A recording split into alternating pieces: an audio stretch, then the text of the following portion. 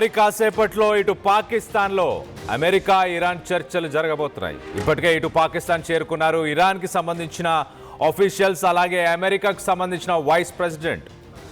చర్చలకు కొన్ని గంటల ముందు ఇటు ట్రంప్ సెన్సేషనల్ కామెంట్స్ చేశారు. మరోసారి ఇరాన్ని వార్నింగ్ ఇచ్చే ప్రయత్నం చేశాడు ట్రంప్.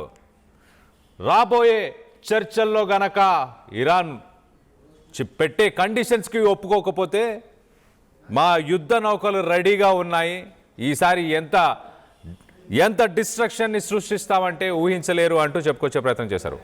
మరో పక్కన ఇటు పాకిస్తాన్లో శాంతి చర్చలు కనుక విఫలమైతే అత్యంత ప్రమాదకర ఆయుధాలతో ఇటు లేటెస్ట్ టెక్నాలజీ, గతంలో అమెరికాకు సంబంధించిన టెక్నాలజీ, ఎవరు చూడని టెక్నాలజీతో అమెరికా యుద్ధ నౌకలని సిద్ధం చేస్తున్నాం.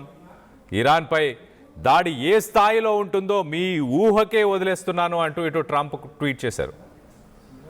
ఒక్కసారి ఆ పోస్ట్ కూడా చెప్పే ప్రయత్నం చేస్తా. World's most powerful reset, president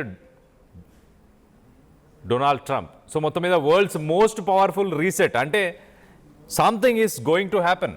either ఇరాన్లో ఉన్న రెజిమ్ చేంజ్ అవుతుందా, ఇరాన్ సివిలైజేషనే లేకుండా పోతుందా.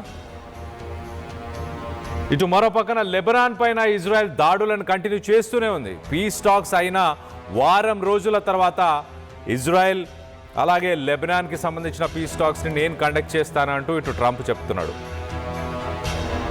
ఇవాళ ఇరాన్ ప్రజలు, ఇరాన్ సివిలైజేషన్, లాస్ట్ వీక్ మనం చూసాం సివిలైజేషన్ అసలు తుడిచిపెట్టేస్తున్నా. There won't be Iranians only హిస్టరీలో ఉంటారు కానీ వాళ్ళు ప్రపంచంలో ఉండరు అంటూ గతంలో ట్రంప్ కొన్ని స్టేట్మెంట్స్ చేశారు. ఆ స్టేట్మెంట్స్ రిలేట్ చేస్తూనే ఇవాళ ఇరాన్ సజీవంగా ఉందంటే చర్చలు జరపడం కోసమే, ఓన్లీ ఫర్ నెగోసియేషన్స్ అంటూ ఇటు ట్రంప్ చెప్తున్నాడు.